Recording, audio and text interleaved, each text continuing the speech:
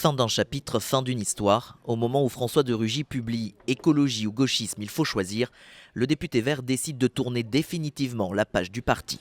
Moi je dis Europe Écologie Les Verts, pour moi c'est fini, mais je crois que c'est fini dans l'ambition qui était celle de Danny Cohn-Bendit, la dynamique qu'il avait créée. La faute à qui?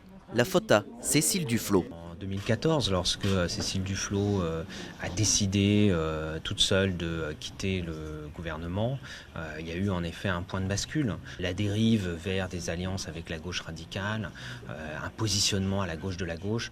Des critiques que réfute en bloc le numéro 2 d'Europe Écologie Les Verts. Je pense qu'il y avait moyen de acter cette divergence politique, ça arrive quand on fait de la politique, sans pour autant cracher un peu dans la soupe et dire du mal d'un parti dans lequel il a milité si longtemps.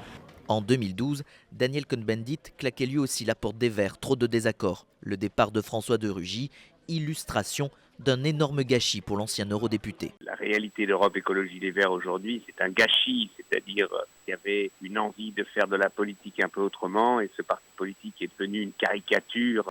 François de Rugy souhaite à présent fédérer les écologistes réformistes favorables à une alliance avec le Parti socialiste. Il devrait trouver d'autres soutiens.